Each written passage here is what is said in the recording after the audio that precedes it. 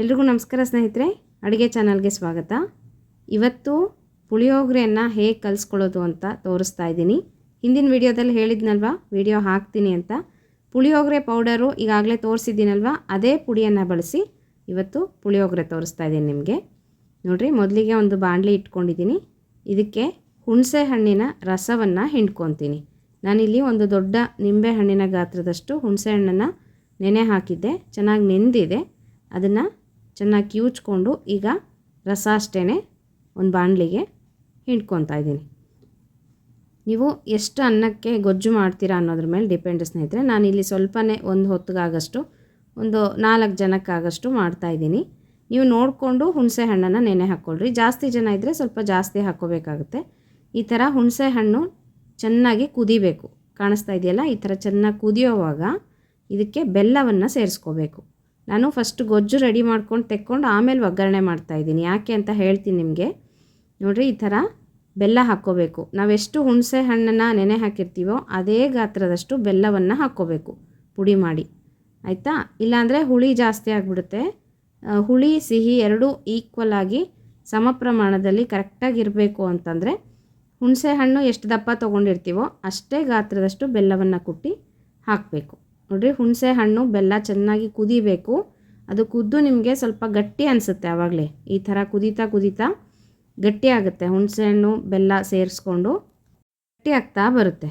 ನೋಡಿರಿ, ಹೀಗೆ ಈ ಥರ ಗಟ್ಟಿ ಆಗೋವಾಗ ಆ ರಸ ಎಲ್ಲ ನೀವು ಇದಕ್ಕೆ ಪುಡಿಯನ್ನು ಸೇರಿಸ್ಕೋಬೇಕು. ಈಗಾಗಲೇ ನಾನು ತೋರಿಸಿದ್ನಲ್ವ ಪುಳಿಯೋಗರೆ ಪೌಡ್ರ್ ಹೇಗೆ ಮಾಡಬೇಕು ಅಂತ. ಅದನ್ನು ನೀವು ಖಾರಕ್ಕೆ ರುಚಿಗೆ ನೋಡ್ಕೊಂಡು ಹಾಕ್ಕೊಳ್ರಿ.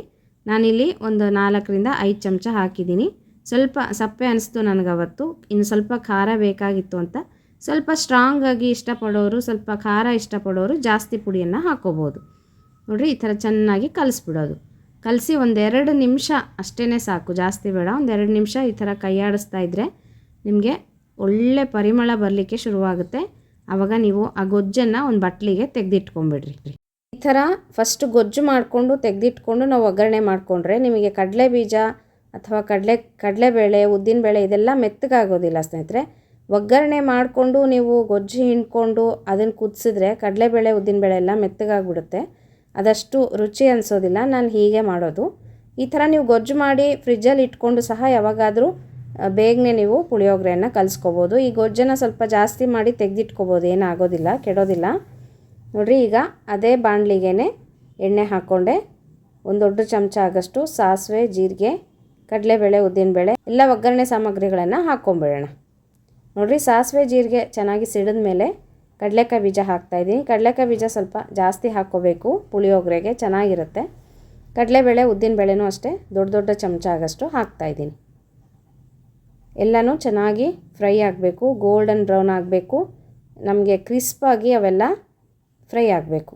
ಇದಕ್ಕೆ ಒಂದೆರಡು ಒಣಮೆಣಸಿನ್ಕಾಯಿನ ಮುರಿದು ಹಾಕ್ತಾಯಿದ್ದೀನಿ. ರುಚಿಗೆ ಚೆನ್ನಾಗಿರುತ್ತೆ. ಮತ್ತು ಒಂದು ಸ್ವಲ್ಪ ಇಂಗು, ಹಾಗೆ ಒಂದು ಸ್ವಲ್ಪ ಅರಿಶಿನ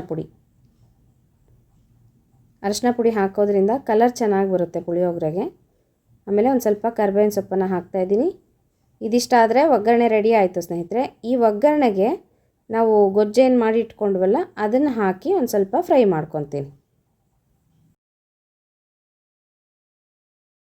ನೋಡಿರಿ, ಈ ಥರ ಗೊಜ್ಜು ರೆಡಿ ಆಗಿದೆಯಲ್ಲ, ಈ ಗೊಜ್ಜನ್ನು ಇದಕ್ಕೆ ಹಾಕಿಬಿಡ್ತಾಯಿದ್ದೀನಿ. ತುಂಬ ಜಾಸ್ತಿ ಕುದಿಸ್ಕೊಂಡ್ಬಿಟ್ರೆ ಗೊಜ್ಜು ಗಟ್ಟಿಗಾಗ್ಬಿಡುತ್ತೆ. ಆ ಥರ ಮಾಡ್ಕೋಬಾರ್ದು. ಈಗ ತೋರಿಸಿದ್ನೆಲ್ಲ ಅಷ್ಟಾಗಿದ್ದರೆ ಸಾಕು. ನಿಮಗೆ ಒಲೆ ಆರಿಸ್ಕೊಂಡ್ಬಿಟ್ಟು ಗೊಜ್ಜು ಒಂದು ಬಟ್ಲಿಗೆ ತೆಗೆದಿಟ್ಕೊಂಬಿಡ್ರಿ. ನೋಡಿರಿ, ಎಷ್ಟು ಚೆನ್ನಾಗಾಗಿದೆ ಗೊಜ್ಜು. ಈ ಥರ ಆಗಬೇಕು. 1-2 ನಿಮಿಷ ಕುದ್ರೆ ಸಾಕು. ಅದನ್ನು ಆಫ್ ಮಾಡ್ಕೊಂಬಿಟ್ಟು ಇದಕ್ಕೆ ಅನ್ನವನ್ನು ಸೇರಿಸ್ಕೋಬೇಕು. ಅನ್ನ ತುಂಬ ಬಿಸಿ ಇರಬಾರ್ದು, ಒಂದು ಸ್ವಲ್ಪ ತಣ್ಣಗಾಗಿರಬೇಕು, ಇಲ್ಲಾಂದರೆ ಮೆತ್ತಗಾದಂಗೆ ಆಗಿಬಿಡುತ್ತೆ.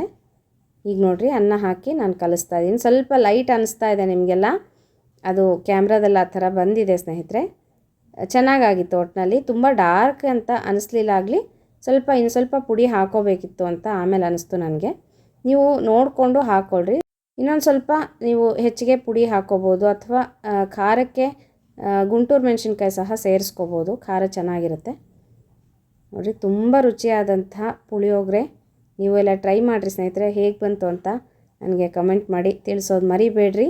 ಒಗ್ಗರಣೆಗೆ ಬೇಕಾದರೆ ಒಂದು ಸ್ವಲ್ಪ ಎಳ್ಳನ್ನು ಸಹ ಹಾಕ್ಕೋಬೋದು. ಅದು ಬಾಯಿಗೆ ಸಿಗ್ತಾ ಇರುತ್ತೆ, ಚೆನ್ನಾಗಿರುತ್ತೆ ರುಚಿ. ಹಾಗೂ ಮಾಡ್ಕೋಬೋದು.